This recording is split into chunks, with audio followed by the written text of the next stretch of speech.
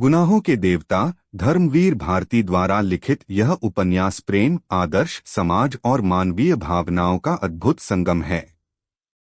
यह कहानी 1950 के दशक के सामाजिक ढांचे को दर्शाती है, जहां परंपराओं और आधुनिकता के बीच संघर्ष देखने को मिलता है।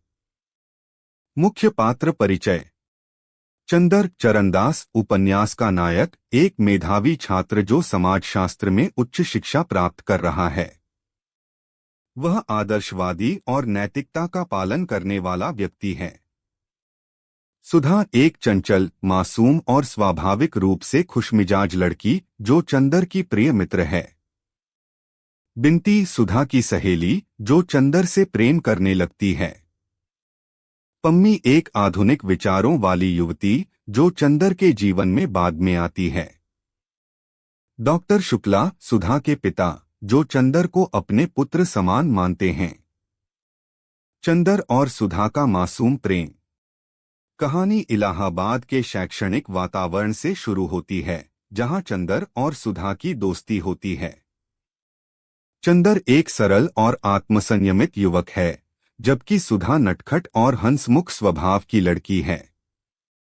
दोनों के बीच गहरा भावनात्मक लगाव है, लेकिन यह प्रेम परिभाषित नहीं है। चंदर सुधा को हमेशा एक बच्ची की तरह मानता है और उसके प्रति सुरक्षा की भावना रखता है। सुधा चंदर की हर बात मानती है और उसे ही अपनी दुनिया मानती है। लेकिन समाज के दृष्टिकोण से उनका रिश्ता विवाह में बदलने योग्य नहीं माना जाता। डॉक्टर शुक्ला भी इसे एक पवित्र मित्रता के रूप में देखते हैं।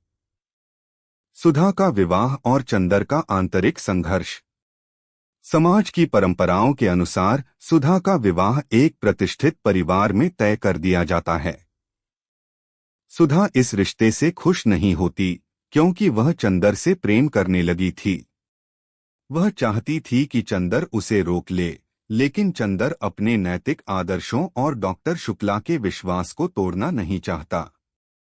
विवाह के बाद सुधा एक पारंपरिक बहू बन जाती है, लेकिन वह अपने पति के साथ खुश नहीं होती।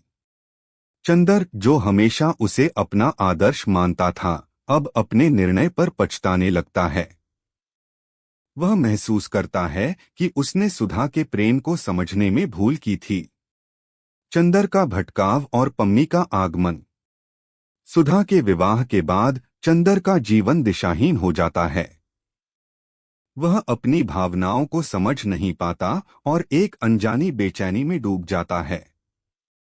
इसी दौरान उसकी मुलाकात पम्मी से होती है, जो एक स्वतंत्र विचारों वाली लड़की है। पम्मी से दोस्ती के माध्यम से चंदर जीवन के नए अनुभवों से गुजरता है, लेकिन वह भीतर से खाली महसूस करता है।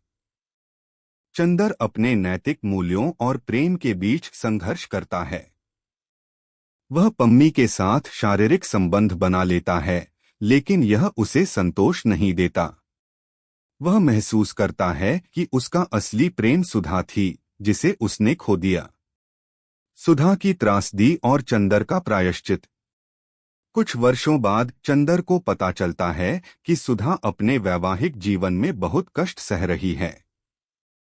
उसकी तबीयत बिगड़ती जा रही है और अंततः वह गंभीर रूप से बीमार पड़ जाती है। सुधा की अंतिम इच्छा होती है कि वह चंदर से एक बार मिले।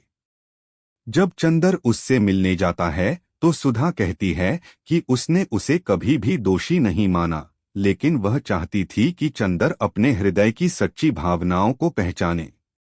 सुधा की मृत्यु चंदर के जीवन का सबसे बड़ा आघात बन जाती है। चंदर यह समझ जाता है कि प्रेम केवल आदर्शों और नैतिकताओं में नहीं बंधा होता, बल्कि यह हृदय की गहराइयों से उपजता है। वह अपने जीवन को सुधा की स्मृतियों में समर्पित कर देता है और आत्मचिंतन में डूब जाता है। उपसंहार। गुनाहों के देवता केवल एक प्रेम कहानी नहीं, बल्कि एक